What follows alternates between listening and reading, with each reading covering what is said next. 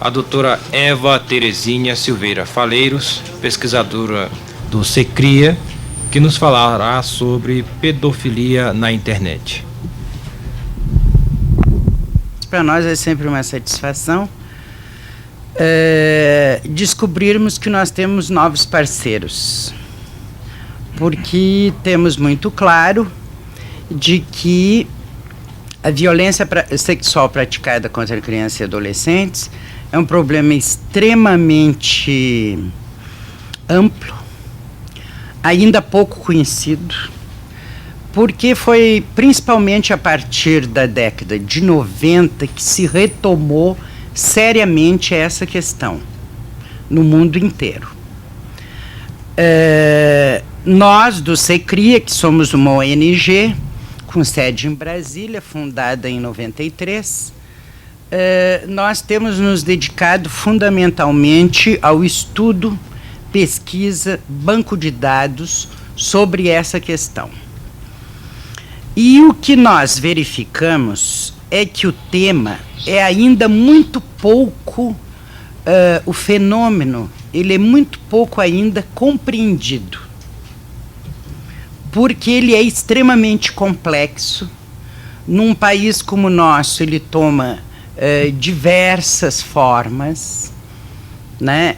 E quando nós pensávamos que tínhamos avançado já no conhecimento, razoavelmente no conhecimento dessa questão, aparece e se desenvolve, se amplia e tomou conta do mundo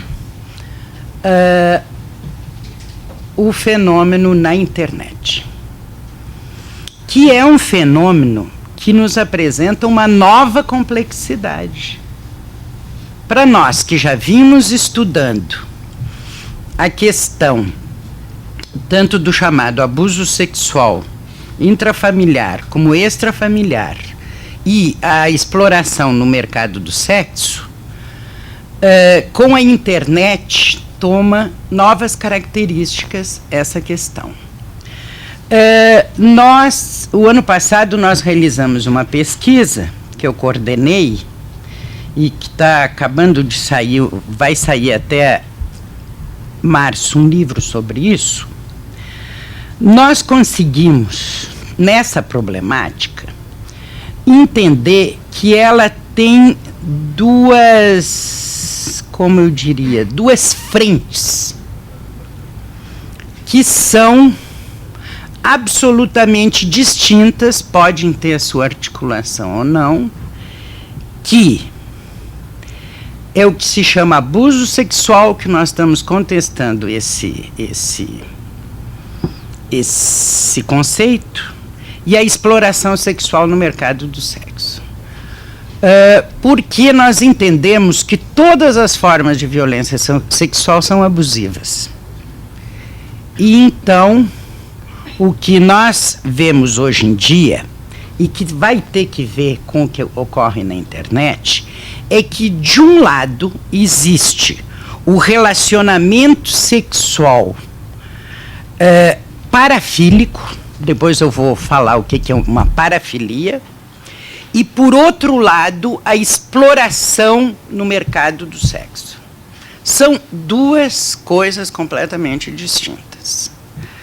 Porque o relacionamento sexual parafílico, ele se caracteriza, eu até vou ler aqui como está dito nos manuais internacionais, pela atuação das excitações em resposta a objetos sexuais ou situações que não fazem parte dos padrões normativos da atividade excitatória e que pode interferir em vários graus na capacidade para atividade sexual afetuosa recíproca.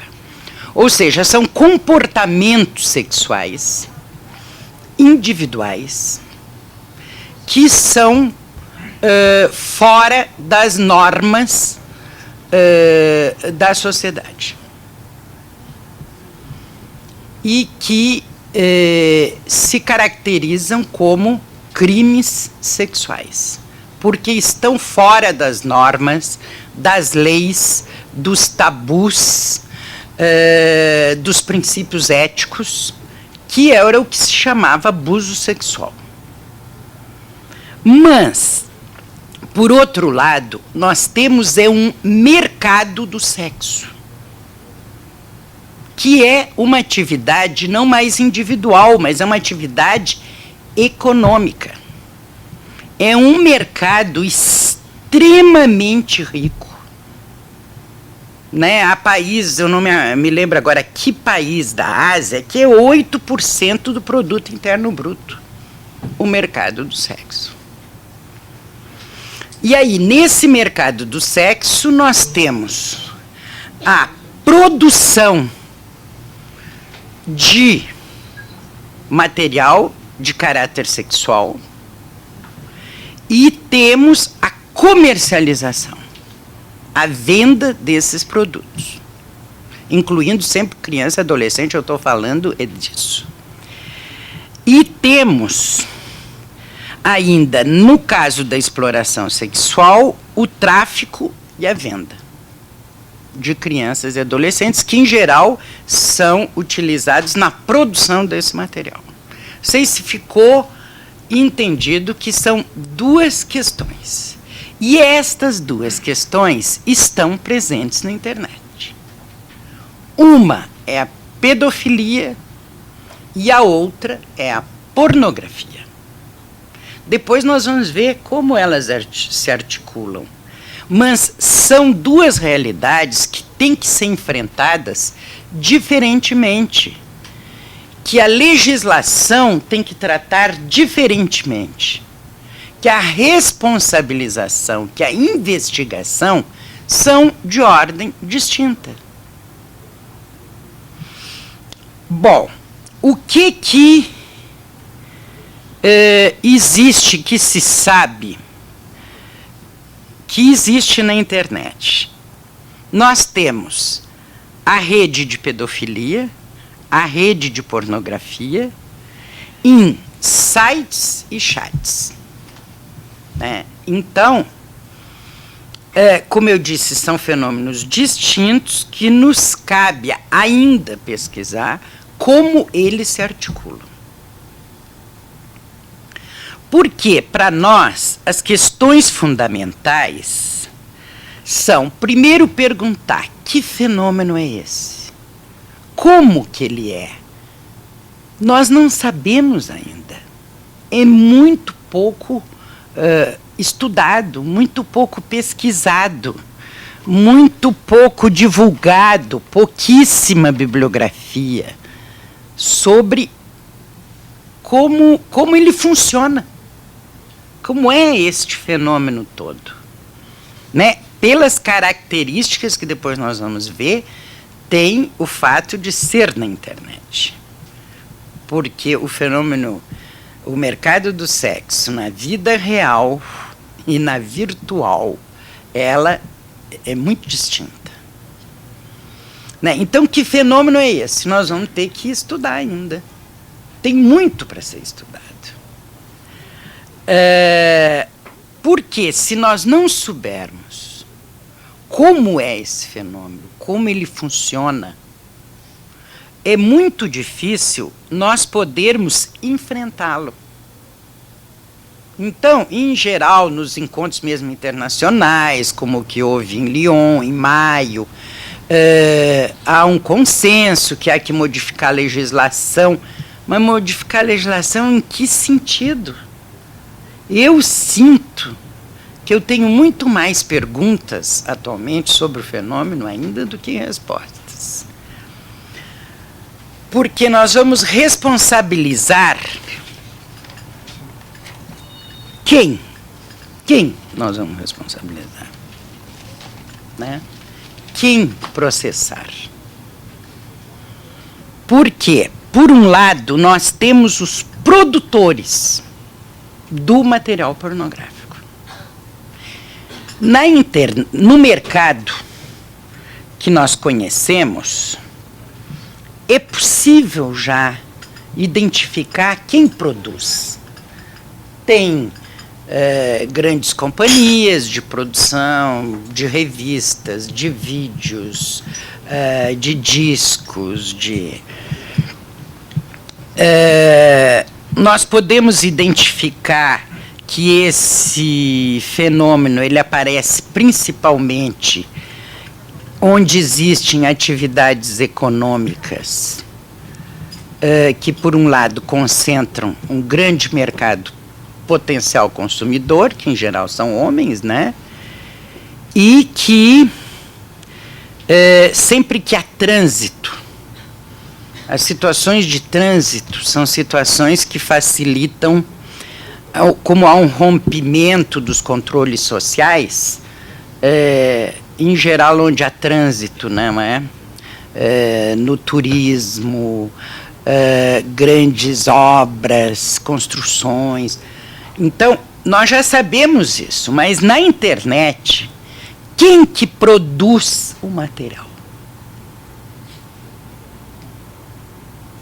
Né? É uma produção, tem impérios que produzem esse material, tem grandes firmas que produzem esse material, ou cada indivíduo individualmente pode ter tirado meia dúzia de fotos, põe na internet, cada um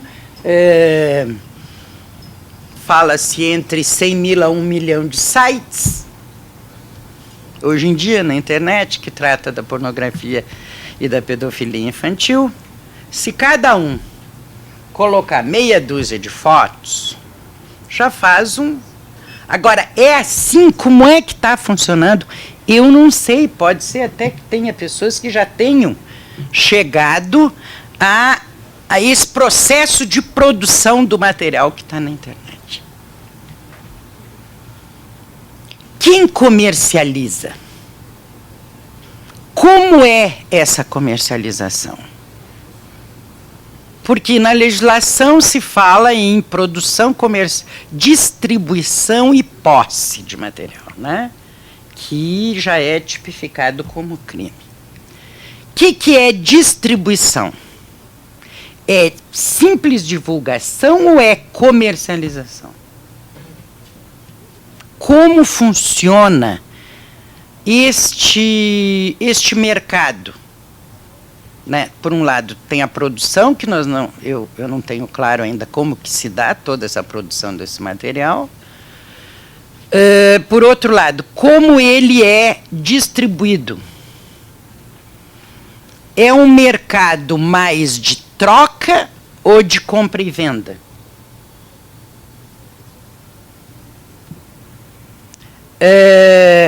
Quem são os intermediários? Quem são os consumidores? São somente os pedófilos que consomem esse material?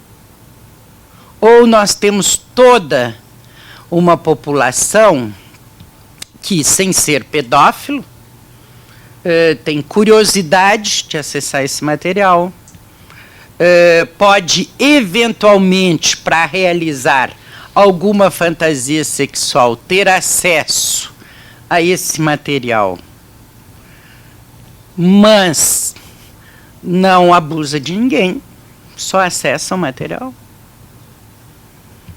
Quer dizer, quem consome esse material? Né? São aliciadores?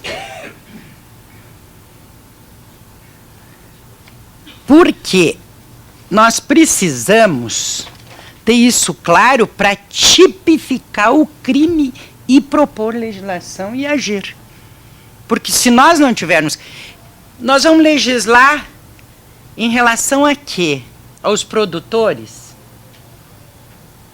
Aos distribuidores? Aos que têm a posse do material? Aos que saem do virtual para o real?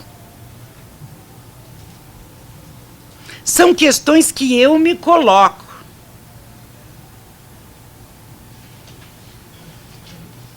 Por exemplo, se alguém tiver, entre outras revistas pornográficas, revistas que tragam fotos pornográficas envolvendo criança para uso pessoal masturbatório, por exemplo, é crime?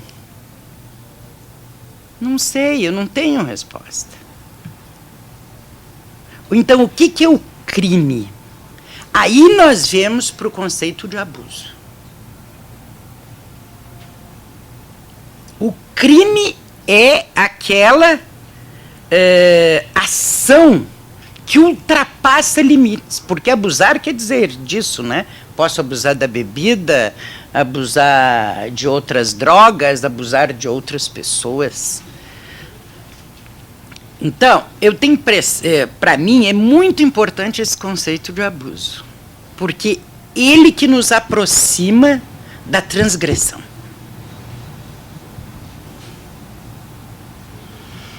Né? Eu gostaria de refletir com vocês sobre essas características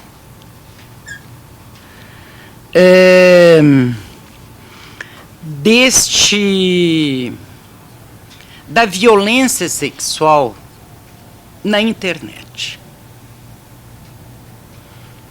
Isso aqui é uma reflexão pessoal minha, que, como eu digo, nós ainda estamos assim um pouco surpresos, ultrapassados pela questão da internet. Porque o que ocorre é que esse fenômeno da violência sexual contra a criança na internet, ela subverteu os nossos padrões conhecidos.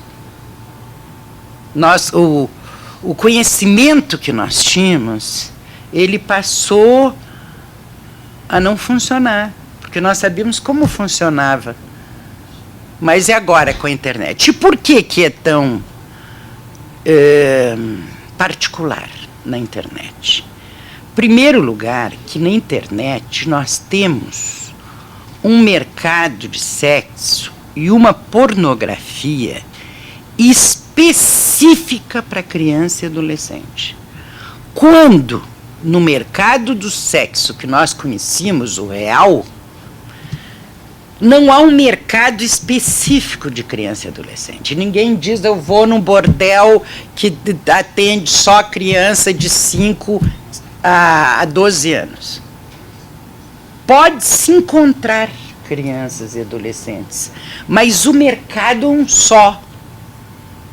Ao passo que na internet, esse mercado é específico. Então, é uma particularidade, que nesse sentido até pode ser mais fácil de ser estudado, né? Uma outra particularidade é a tecnologia. É um mercado que envolve todo um conhecimento tecnológico. Contraditoriamente, um conhecimento tecnológico que exige ao mesmo tempo muita especialização, mas que é extremamente acessível. Então, é contraditório. Porque parece que só quem entende precisa ter uma grande especialização, mas todo mundo tem acesso.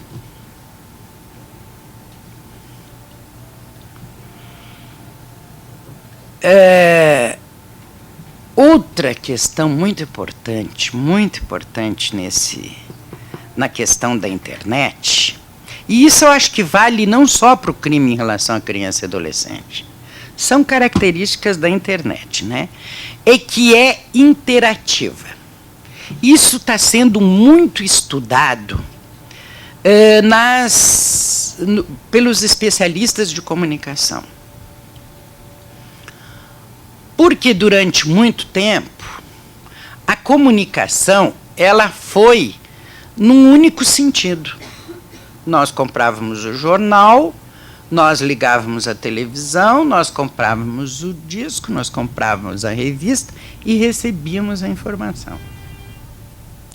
Ocorre que agora com a internet, todo mundo é receptor e emissor.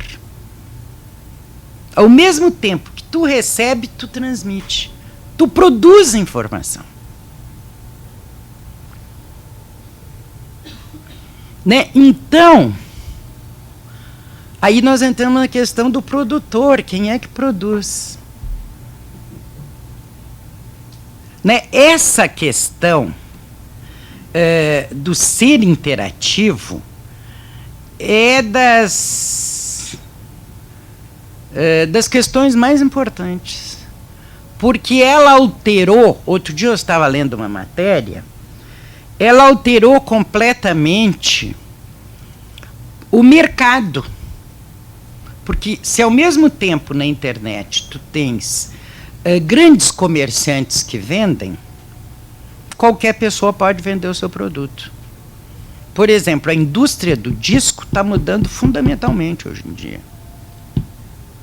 Tu produz o teu disco e tu vende na internet. E assim, seguramente, com o material pornográfico. Tu podes, então, vender ou trocar. Outra mudança fundamental econômica. O sistema agora vai passar a ser um sistema de troca? Ou é compra e venda, ou é compra, venda e troca?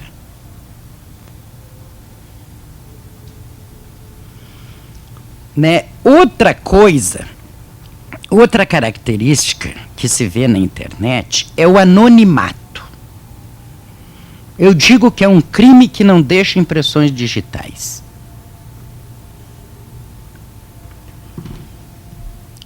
Eu não sou da área da investigação, mas é extremamente complexo isso. E mais do que anônimo, ele é virtual. Ele pode ser todo criado. Eu, por exemplo, dou supervisão na área de saúde mental. Nós estão chegando pessoas com problemas psicológicos graves por essa questão do virtual. Entre o virtual e o real. Nós já fomos procurados na nossa clínica por pessoas que estão completamente desestruturadas, psicológica e mentalmente, porque estabeleceram uma relação pela internet com alguém que nem sabe... Bom, existe, mas quem é? Tu não sabe idade, não sabe sexo, não sabe... E tu podes criar a pessoa ideal. Finalmente tu vai encontrar o ideal, porque se tu diz para a pessoa, eu gosto muito da Grécia, a pessoa pode nunca ter ido na Grécia, pega qualquer livro sobre a Grécia e fala para a Grécia contigo. Aí tu diz, eu gosto de cozinhar, a pessoa, eu também gosto de cozinhar. Então, vai se formando o ideal. Então, vocês veem como essa questão é complexa. Pô. Eu estava lendo o material dos boy lovers que existe que não se consideram pedófilos, que estão na internet, não é? O discurso deles é completamente virtual, um discurso de amizade, de camaradagem, de compreensão, Então, essa questão do anonimato e do virtual que tem na internet tornam a questão muito complexa. Complexa de ser responsabilizada, complexa de ser vivida. Não é? Porque o virtual é do mundo do simbólico, é do mundo do imaginário. E não tem nada mais imaginário e fantasioso do que a sexualidade. Então, é o mundo do imaginário. A internet é o mundo do imaginário e do simbólico.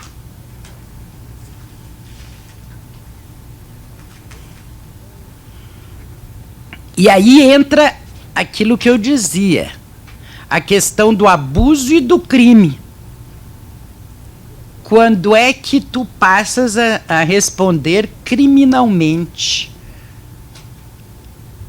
pela utilização, talvez pela divulgação do material. Mas pela utilização, eu acho que tem que se começar a pensar no consumidor. E o que este consumidor... Aí sim, o salto do virtual ao real. Porque se tu é um boy lover e fica só conversando com os meninos na internet, claro, tu tem uma influência, tu pode ser responsabilizado por isso, mas tu já marca um encontro, não é? E ocorre uma relação de ordem sexual, aí já é outro. Talvez tenha que ter graus, níveis, não sei como, na legislação, na responsabilização, na pena, né? Outra coisa importante nesse mercado é que ele é globalizado. Ele tem dimensões imensuráveis. Ninguém sabe que tamanho ele tem. Se pode tentar ir levantando dados, mas como ele é extremamente dinâmico também, eu me imagino que em 24 horas devam surgir sites, desaparecer sites.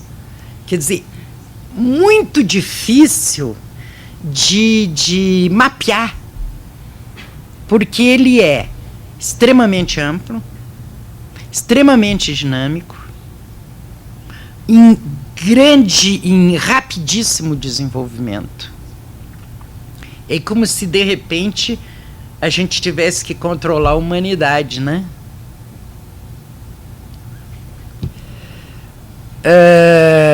Bom, ele funciona em rede. Isso é outro aspecto importantíssimo. Se bem que nós ainda não temos muito claro como é que se articula a rede de pedofilia com a rede do mercado de produção e distribuição de material pornográfico. Então, como se articula a rede de pedofilia com a rede de pornografia? Como é que é essa articulação? E como que essa rede ela se articula com a violência sexual parafílica? Um pai de família abusador sexual incestuoso, ele tem acesso a esse material, ele consome o material, ele produz material.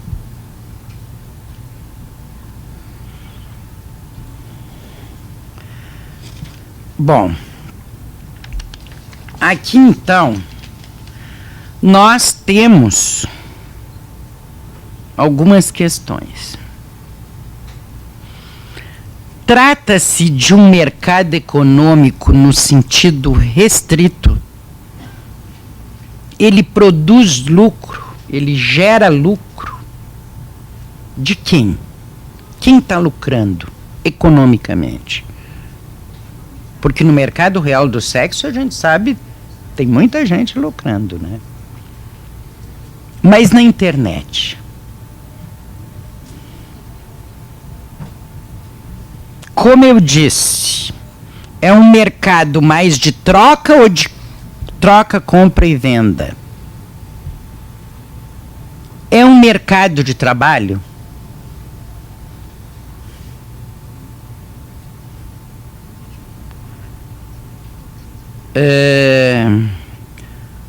Quais as redes desse mercado? Como se articulam? E, finalmente, como funciona esse mercado? Nós temos que formar a nossa rede. Nós temos que fazer encontros, nós temos que escrever obras coletivas, nós temos que ter grupos de trabalho multidisciplinar. eu tenho claro que uma das coisas que nós temos que começar é desvendar um pouco essa problemática. Claro que nós vamos ter que mexer na legislação, mas eu, atualmente, teria muita dificuldade em propor algumas mudanças na legislação, justamente por essa falta de clareza face a essa série de questões que eu tenho e que não sei se vocês têm, de repente para vocês essas coisas estão mais claras. No seu